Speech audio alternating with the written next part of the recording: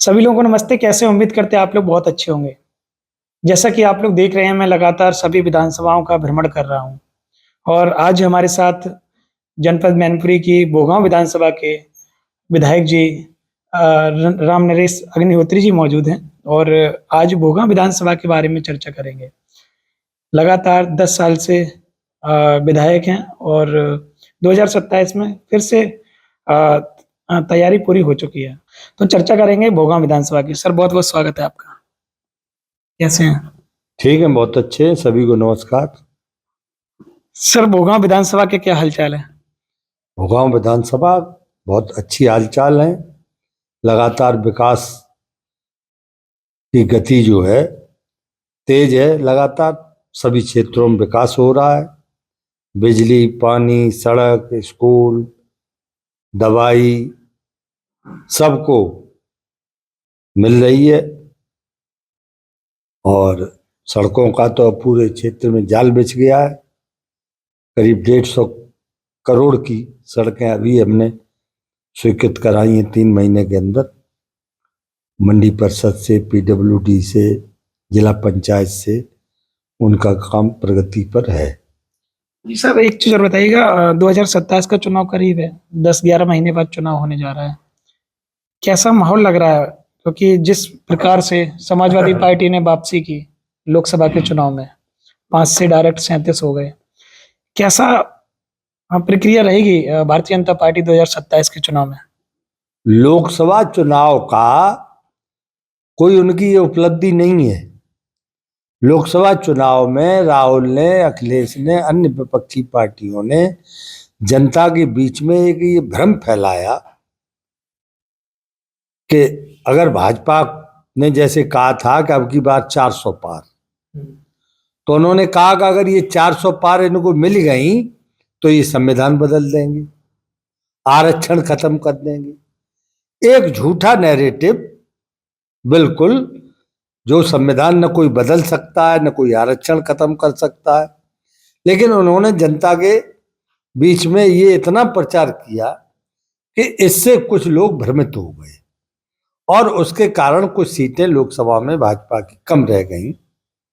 लेकिन उसके बाद जितने उपचुनाव हुए, जितने और चुनाव हुए, उन सब में लैंडस्लाइड विक्ट्री भाजपा की हुई है और 2017 में भी फिर एक बार 300 के पार भारतीय जनता पार्टी 2027 में 300 के पार भारतीय जनता पार्टी जाने वाली है। 2027 में 300 पार। अच्छा, एक चीज बताइएगा, 2024 में समाजवादी पार्टी के जितने भी सांसद बने उससे 27 में प्रभाव नहीं पड़ेगा आपके अनुसार? नहीं, कोई प्रभाव नहीं पड़ेगा। और बिहार में एनडीए गठबंधन की सरकार बनी, इंडिया गठबंधन की वहां पर हार हुई, क्या बिहार से यूपी में प्रभाव पड़ेगा? बिहार का प्रभाव भी पड़ेगा, पूरे देश का पड़ेगा। और जो लोकसभा की बात आप कह रहे हैं, वो महाराष्ट्र में तो उत्तर प्रदेश से भी ज्यादा खराब स्थिति हो गई थी भाजपा की। और उसके बाद विधानसभा के चुनाव हुए, वहां विधानसभा के चुनाव में महाराष्ट्र में प्रचंड बहुमत के साथ हमारा गठबंधन जीता, एनडीए प्रचंड बहुमत के साथ। इसलिए लोकसभा के आंकड़े से इसका हिसाब लगाना ये ठीक नहीं। चलिए, 2027 की बात करिए। आपके भोगांव की आपकी कैसी तैयारी चल रही है? या आपकी बार तीसरी बार? हमारे पार्टी की पूरी तैयारी है। भारतीय जनता पार्टी कार्यकर्ता बाहुल पार्टी है। कार्यकर्ता हमारा हर बूथ पर है, हर बूथ पे हमारा बीएलओ भी है, BLA 2, और हर बूथ पे हमारा बूथ अध्यक्ष भी है, हमारी टीम भी है और लगातार कार्यक्रम होते रहते हैं हमारी पार्टी के, अभी भी हो रहे। और चुनाव की दृष्टि से हमारी पार्टी इस क्षेत्र में तीसरी बार फिर जीत का रिकॉर्ड बनाएगी, ऐसी मुझे पूरी उम्मीद है। अच्छा, मैनपुरी की 4 विधानसभा सीटें हैं, 2 पे भारतीय जनता पार्टी का कब्जा है, 2 पे सपा का कब्जा है। क्या लग रहा है 27 में यही सेम रहेगा या फिर चारों आएंगे या फिर क्या रहने वाला है? अब ये तो भविष्यवाणी में नहीं कर सकता हूं, लेकिन भारतीय जनता पार्टी 2 से ऊपर बढ़ेगी जरूर। अब बढ़ेगी। 3 बनेंगी कि 4 बनेंगी ये भविष्यवाणी करना ठीक नहीं है, लेकिन हम बढ़ेंगे जरूर। क्यों कि हमारे जो मुख्यमंत्री और प्रधानमंत्री दोनों हैं, जनता में उनकी बहुत पकड़ है, जनता उनके काम से पूरी तरह संतुष्ट है। और योगी जी का जबरदस्त क्रेज उत्तर प्रदेश के में है।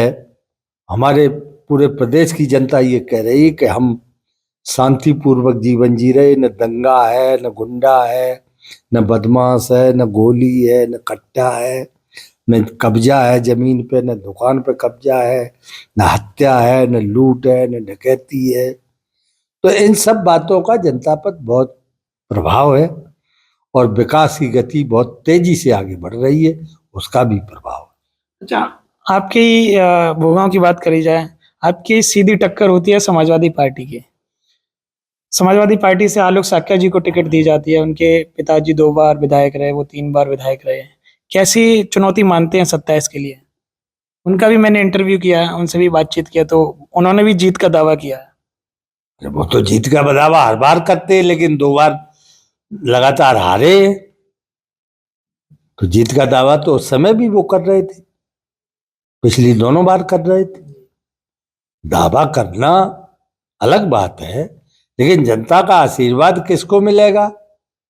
ये तो जिसने जनता के बीच में काम किया है, जिसने विकास किया है, जिसने उसके सुख दुख में साथ दिया है, उसके साथ जनता रहेगी। तो आप लोगों ने देखा हमारे साथ रामनरेश अग्निहोत्री जी मौजूद थे और भोगांव विधानसभा के विधायक हैं और पूर्व कैबिनेट मंत्री हैं।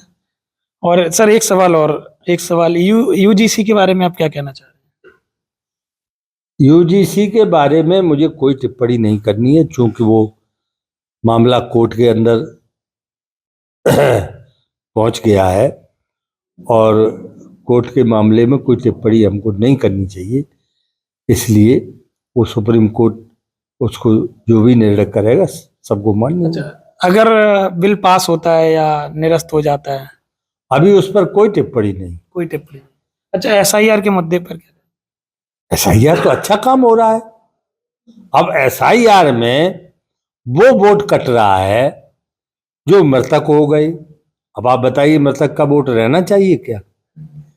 जो लोग वर्षों से छोड़कर चले गए, कोई दिल्ली बस गया, कोई कानपुर बस गया, कोई इलाहाबाद बस गया, कोई कलकत्ता बस गया, कोई बंबई चला गया, क्या उनका वोट रहना चाहिए क्या? नहीं रहना चाहिए। कुछ लोगों के 2-2, 3-3 वोट बने हुए थे, उनके वोट नहीं रहने चाहिए। इसलिए एसआईआर में जो काम हो रहा है वो एकदम परफेक्ट हो रहा है, एकदम परफेक्ट काम हो रहा है।